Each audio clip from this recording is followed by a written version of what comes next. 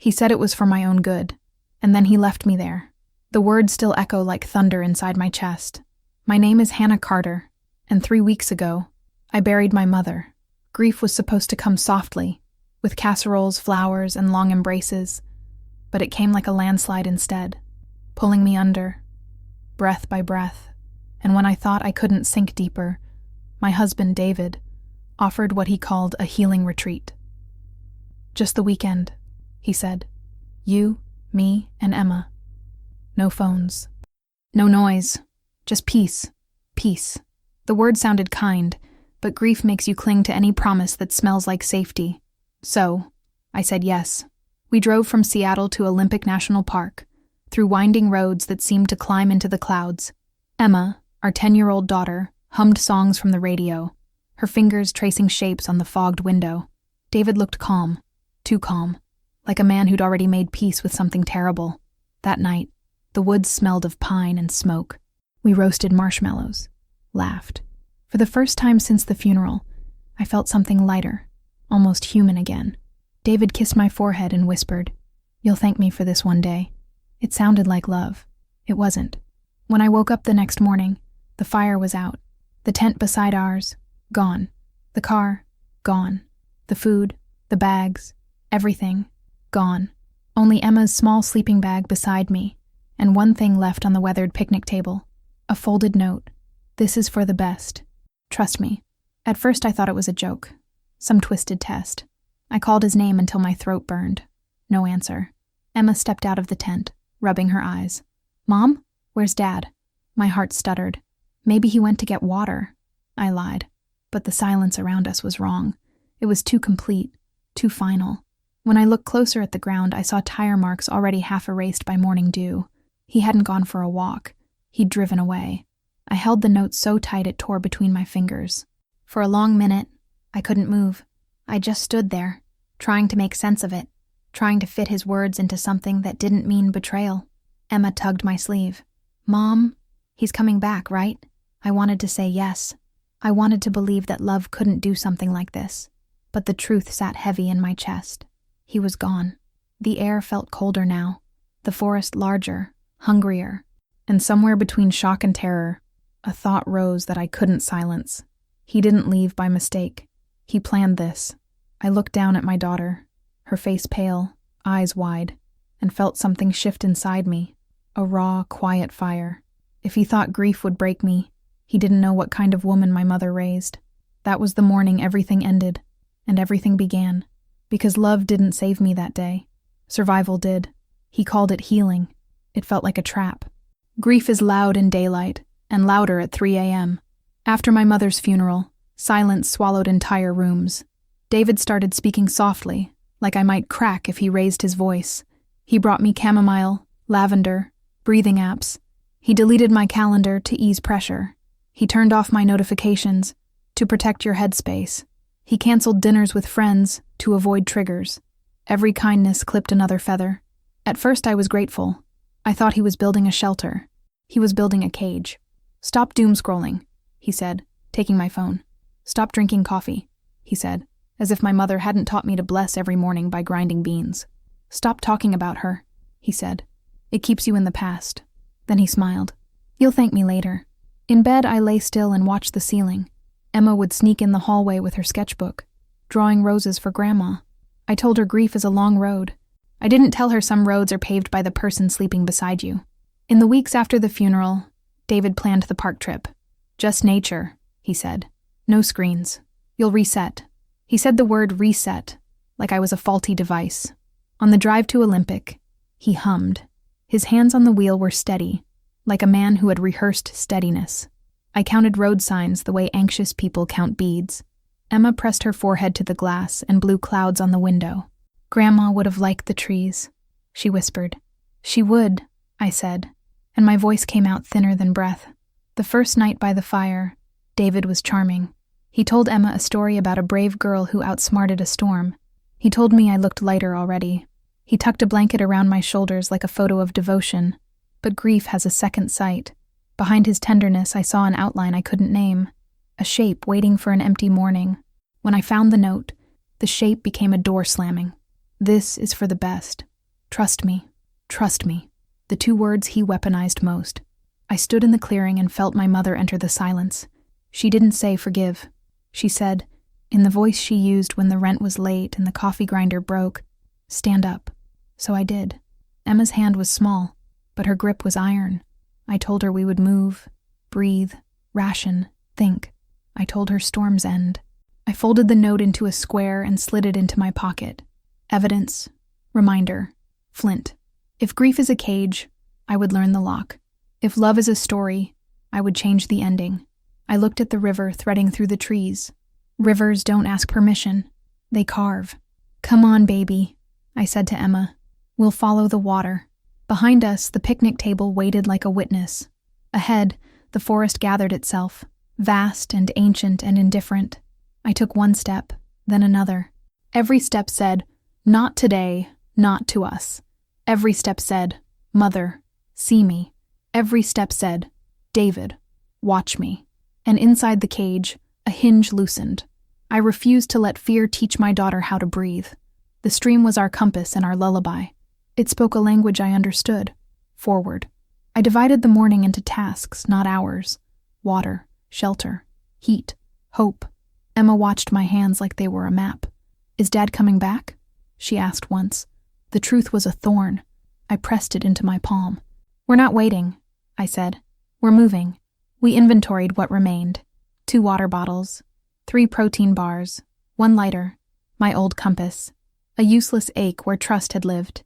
I taught Emma how to sip, not gulp, how to walk steady on loose rock, how to listen for the sudden quiet that means something bigger is listening too. We spoke in small sentences to save breath and courage. By midday, hunger became an animal pacing the ribs. I halved a protein bar with a plastic knife. Emma broke her half into quarters and offered me one. I'm okay, I lied. She put it on my knee and didn't blink. Daughters learn truth by the way their mothers swallow. We followed the stream until the bank rose up mean and muddy. I taught her to test the ground with a stick. She taught me to laugh at nothing on purpose. At dusk, we found a dry pocket under cedar boughs. I built the smallest fire I could trust. The flame cupped itself like prayer.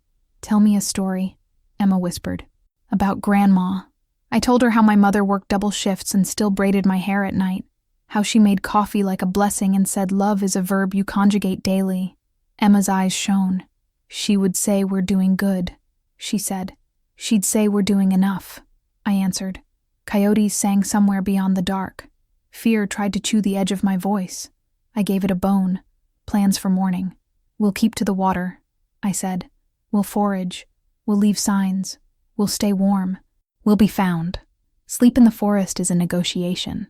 I traded worry for vigilance in shifts. I measured Emma's breath with my fingers on her shoulder. When wind lifted the branches, I lifted my chin and matched it. Morning came cold and exact. We walked.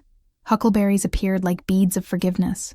I showed Emma the leaves, the color, the stain. We ate slowly, like queens who remembered famine. In a shallow bend, we found tracks.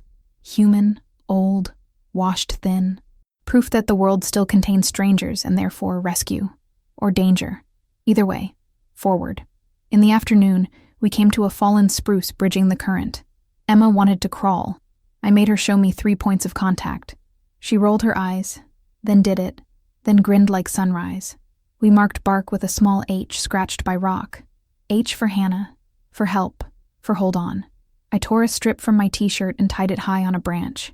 A softness against the green, a whisper to passing eyes. That evening, clouds stacked like bruises. I tightened our tarp and whispered a list of ordinary things we'd do when we got home. Make pancakes, overwater the ferns, call Aunt Liza, wash the smoke from our hair. I said them out loud so the forest would know where to return us. Emma tucked her hand under my arm. Mom, she said, we're brave, right? Brave is what you do scared, I said.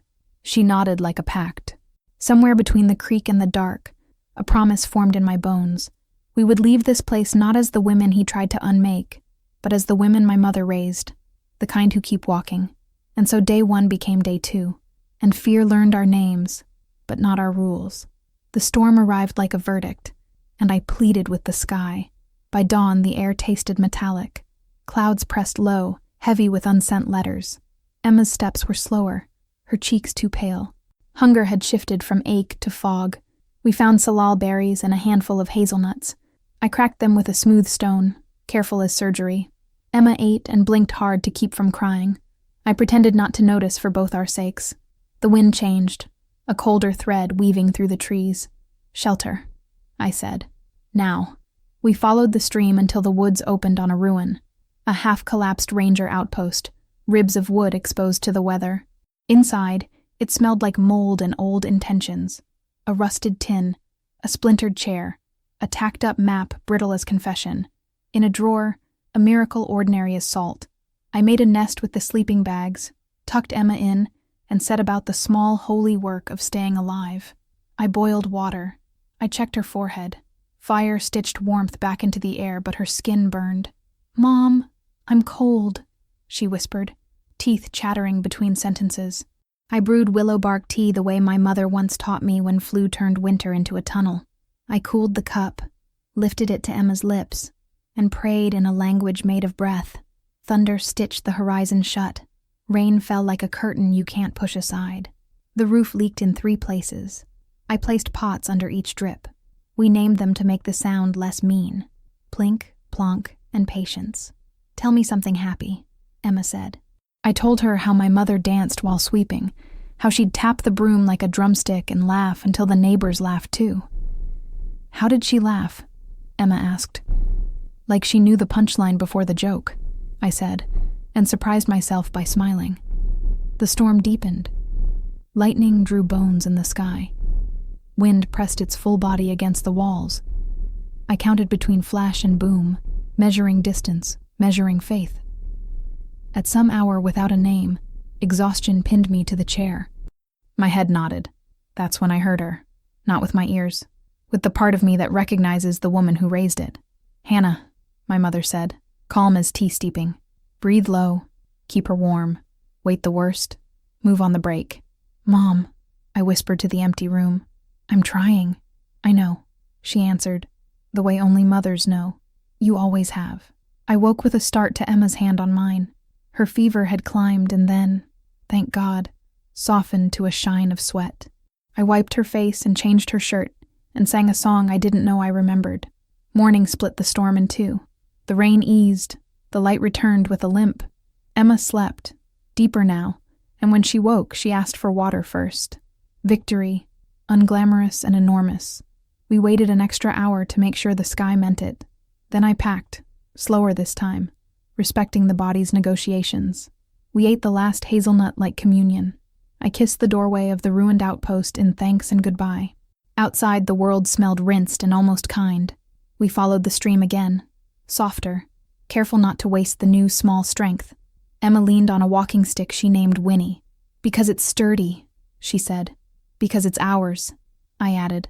By late afternoon, we reached a clearing where wind braided the grasses flat. I scanned the tree line and felt the idea strike like a match. An H, big as a scream, made of branches and belief. I dragged limbs while Emma gathered kindling. We laid the letter careful and bold.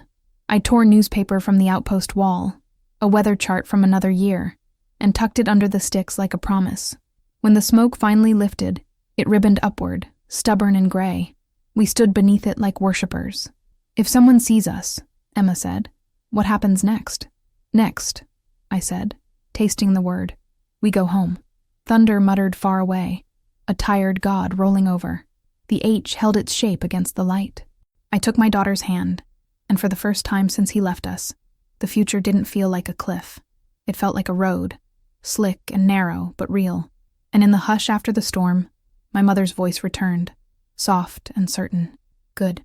Keep going. Hope doesn't arrive gently. It roars overhead." The smoke rose in stubborn threads, gray against a rinsed blue sky. Emma stood beside me, one hand inside mine, the other clutching her stick named Winnie. The H we built looked too small for the size of our wanting. "Do you think it's enough?" she asked. "It has to be," I said, because some answers must be anchors. Wind worried the edges of our letter but didn't break it. I fed the fire like a secret that needed tending. The air smelled of wet cedar and yesterday's fear. A hawk circled high, indifferent as a judge. We waited without talking, so we could hear anything that might sound like salvation. At first, the noise was a rumor, a tremor under the ribs, a change in the timbre of the afternoon. Then it became a fact with blades. "Helicopter," I whispered, as if it might scare easily. Emma's eyes flooded with a light I wanted to live inside. I tore off my jacket and waved it until my shoulders burned. The chopper passed like a missed heartbeat. "No," Emma breathed, small and breaking.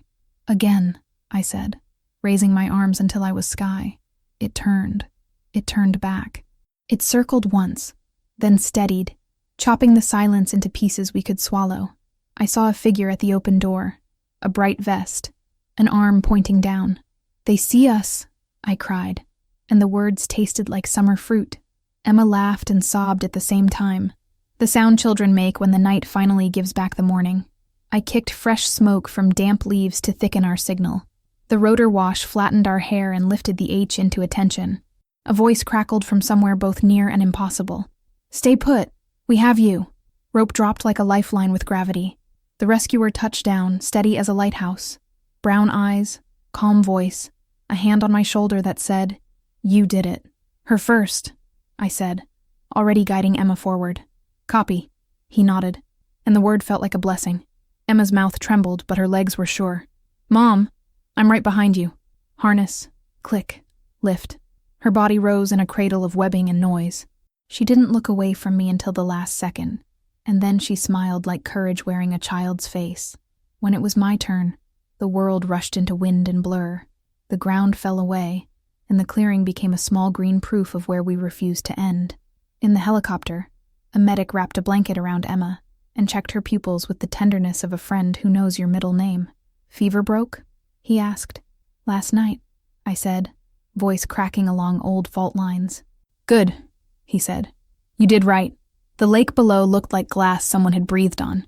The forest stitched itself in every direction, endless as the things I would never forgive. I held Emma's hand while she held the blanket while the medic held the moment together. "Almost there," he said over the engine. Almost there is a country I now believed in. Emma laid her head on my arm and exhaled. "Mom," she said, a question without words. "Yes," I answered, a promise without conditions. When we touched down, the world smelled like fuel and clean linen. Hands reached for us that didn't want anything. No one called this abandonment for your own good. No one told me to reset. They said water, vitals, protein, rest. They said names and never once said mine like it was a diagnosis. As they wheeled Emma toward the ambulance, she lifted her hand and made a tiny H shape in the air. Her letter, our proof, our way out. And above the thudding in my chest, a quieter drum began. Not survival anymore. Return. I was safe, but safety didn't know what to do with my anger. The hospital in Port Angeles felt unreal, like stepping into a photograph of someone else's rescue.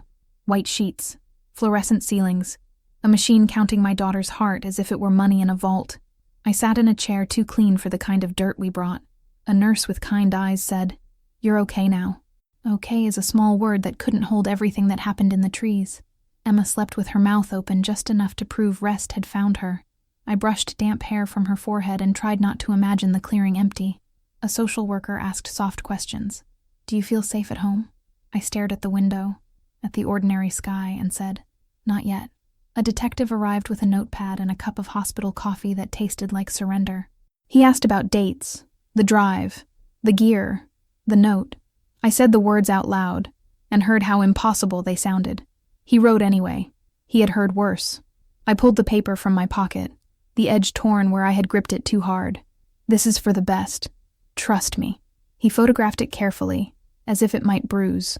They took blood, checked electrolytes, said dehydration, and mild hypothermia, and "you did the right things." Every compliment felt like a bandage on a bone. In the mirror above the sink, I looked like a woman I'd seen once in a news story about survival and rage. I washed my hands 3 times because I couldn't wash the plan he made for me. On the second day, an agent in a dark blazer introduced himself. He had a voice that chose each word like it could rearrange outcomes.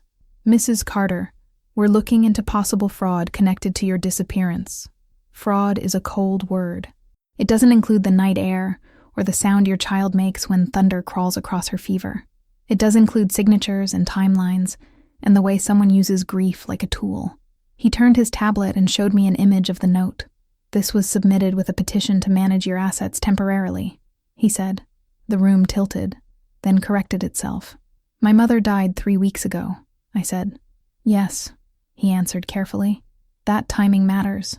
I saw forms, names, dates, words like incapacitated and stability and best interest, all the vocabulary of control disguised as care. I called our attorney, Lisa Moreno, a woman who wore red lipstick like armor and returned fire with law. She came that afternoon, sat on the edge of the windowsill, and listened without blinking. When I finished, she said, "We're going to pull every thread." Her certainty felt like a hand on my back. For the first time since the helicopter, I breathed all the way down. That night, the hospital quieted into its soft, beeping lullaby. I watched Emma sleep and wrote everything I remembered, line by line, even the parts that made me shake, the scent of cedar on my jacket, the scraped skin on my palms, the exact curve of his handwriting, the exact curve of his lies. At 3 a.m., I stood by the window and looked out at the parking lot, lights shining like small moons. My reflection looked back like a woman preparing to testify in the court of her own life. I pressed my forehead to the cool glass and spoke to the one person who would understand. "Mom, I came back," I whispered. "I'm bringing the truth with me." When morning came, Emma asked for toast and jam. It felt like winning the lottery of the living. She ate slowly, watching me watch her like mothers do. "Are we going home after this?" "Yes," I said. "Which home?" she asked, and the question cut clean. "The one we choose," I answered, and meant every vowel. By afternoon, Liza had copies of everything the agent could share. Petitions, emails, a timeline that pretended to be concern. She set her folder down and looked at me with a kind of fierce gentleness. "Hannah, they moved on your life like it was property. We're going to remind them you are a person." I nodded and felt the hospital walls make room for my rage. Safety had found us. Now truth would have to catch up. He called it love. The paperwork called it something else. Liza spread documents across her conference table like a topographic map of betrayal. Dates clustered like fingerprints after rain. Emails with subject lines that wore empathy as camouflage. "Just checking in. Concerned about Hannah. Urgent decisions for her well-being." Every phrase bent toward control. At the center sat a document with my forged name on it. A will that turned my mother's small inheritance and my half of our assets into a funnel directed his way. The signature tried to mimic the loop my mother loved, but missed the patience in my J's and the weight in my H's. A handwriting expert would have an easy day. My heart, not so much. The agent joined by video, squares of faces floating over the table's wood grain. "We believe the timeline was constructed to coincide with your acute grief," he said. I thought about the chamomile, the canceled dinners, the silenced notifications. How kindness can be theater when the script is power. "How long has he been preparing this?" I asked. Lisa tapped a date from months ago. "Long enough to get comfortable." Bank alerts showed attempts to access accounts I had barely touched since the funeral. Requests to change beneficiaries on 2 policies I hadn't opened since Emma was born. A petition to assume temporary management of joint assets to prevent self-harm by financial negligence. He used my sadness like a notary seal. He used my love like a key. "What do we do now?" I asked, voice low and steady, the way you talk to a startled animal. "We file emergency motions," Liza said. "We notify the carriers, freeze changes, and request immediate forensic review." Her pen moved like a metronome for my heartbeat. "We also secure your physical safety plan." Emma's face rose in my mind like a dawn I needed to keep. "Already changed the locks," I said. "Good," she replied. Now we changed the story. Evidence stacked itself kindly. The note from the picnic table, the ranger outpost report, the rescue log with coordinates like tiny miracles, photos of my scraped knuckles and Emma's fever-rough cheeks, facts that didn't care about charm or excuses. I remembered the look on David's face by the campfire, the smile that had seemed like a bridge. I remembered how bridges can also be traps when they lead to a cliff. Under the table, my hands formed fists and then opened, like I was teaching them the choreography of letting go. By late afternoon, Liza's office smelled like coffee and resolve. "We'll move fast," she said. Faster than he expected. I nodded, feeling the strange relief that comes when a nightmare becomes paperwork. Paperwork can be fought. Nightmares you just have to outlast. The agent cleared his throat. There's one more thing. A message he sent to your sister-in-law implying you needed an intervention in nature to reset your maternal instincts. Heat climbed my neck. Maternal instincts? I thought of Emma's small hand, the way she rationed a protein bar and pressed 1/4 onto my knee. I thought of thunder and willow bark and names for the leaks in the roof. My instincts had been a lighthouse. His, a ledger. Can we charge him for the woods? I asked quietly. For abandoning us there? The agent nodded once. There are state charges we can coordinate with local prosecutors. Endangerment.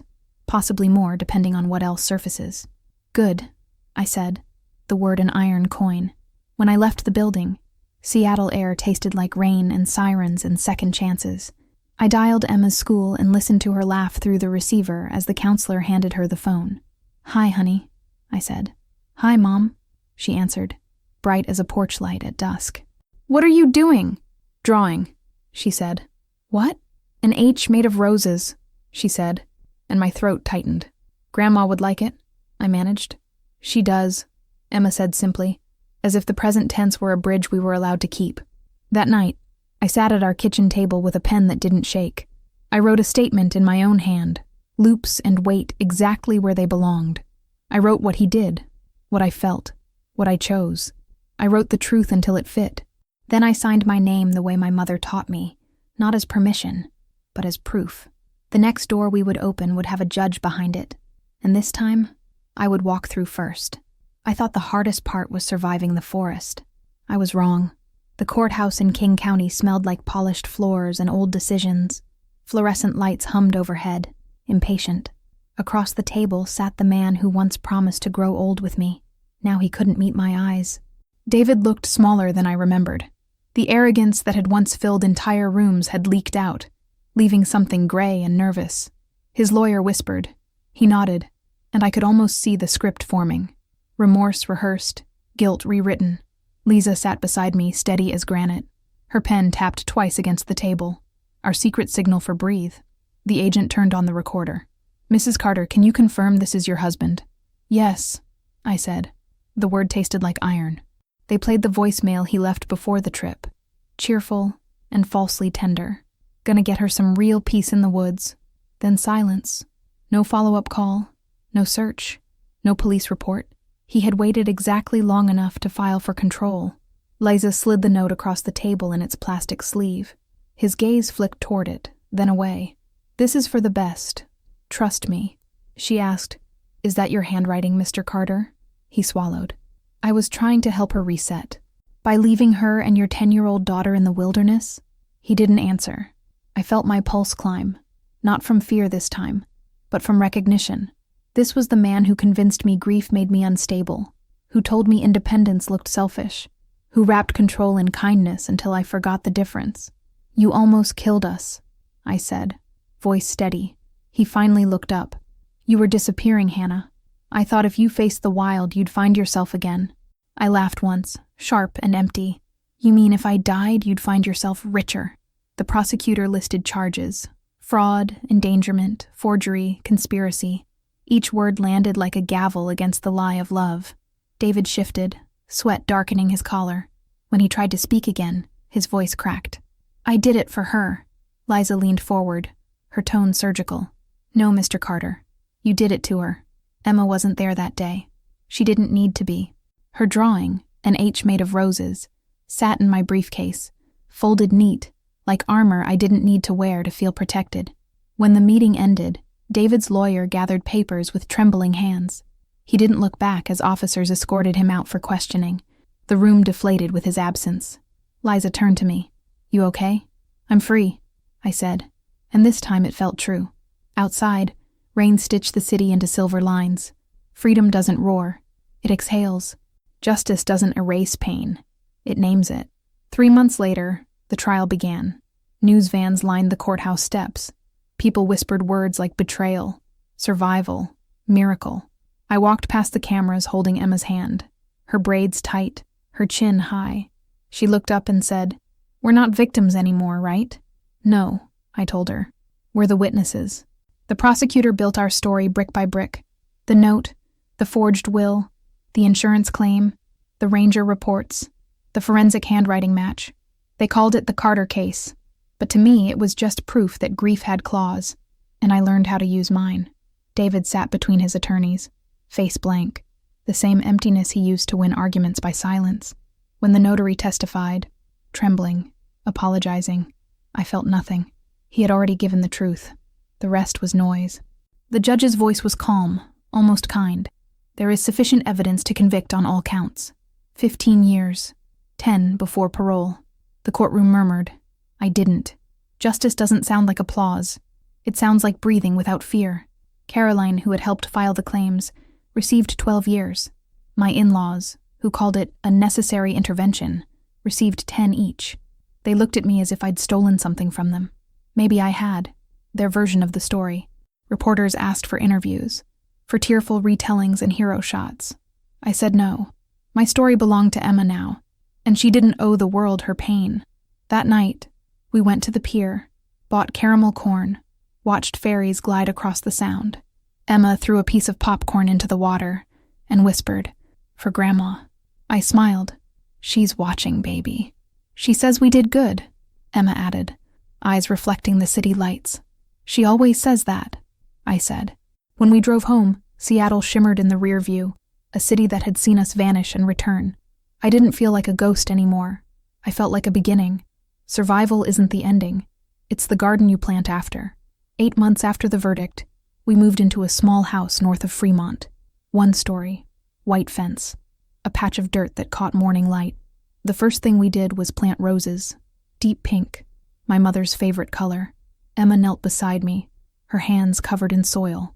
"Will they grow?" she asked. "Yes," I said. "Everything does if you give it time." We learned peace in fragments. Breakfast pancakes, late-night movies, laughter that didn't feel guilty. I still woke sometimes at 3 a.m. The forest visited, quiet and green, but it didn't scare me anymore. It reminded me of what we survived. Emma painted more now. Her room smelled of acrylic and lemon soap. On her wall hung a canvas of the H made of roses, vines wrapping around each stroke like veins of light. She called it home. I went back to work at Red Pine Coffee, the company I built from nothing, the one they tried to steal. The first morning, I brewed a pot and watched the steam twist toward the ceiling. For the first time, I didn't feel alone in the kitchen. I felt accompanied by every woman who ever refused to disappear quietly. Some days I still talk to my mother. In the garden, in the kitchen, in the spaces between Emma's laughter. I tell her we made it. I tell her love isn't supposed to hurt like that. And she always answers, "I know. That's why you're still here." When spring came, the roses bloomed, thick, unapologetic, fragrant. Emma ran outside barefoot, shouting, "They made it, Mom!" "Yes," I said. "They made it. And so did we." We sat on the porch that night watching the sun melt into the horizon. Emma leaned against me, quiet for a long time. Then she whispered, "I won't ever let you go." I kissed the top of her head. "You don't have to, baby. We're already home." The sky blushed pink above the garden. The world finally felt big enough again. And if you're still here, listening to our story, if you've ever survived a betrayal that tried to bury you, know this: you can bloom again. Like, subscribe, and share if Hannah and Emma's journey spoke to your heart. Tell us in the comments, have you ever trusted someone who left you in the dark? And where in the world are you watching from? Because somewhere, another woman is still in her forest, and maybe your voice will be the light that helps her find her way out.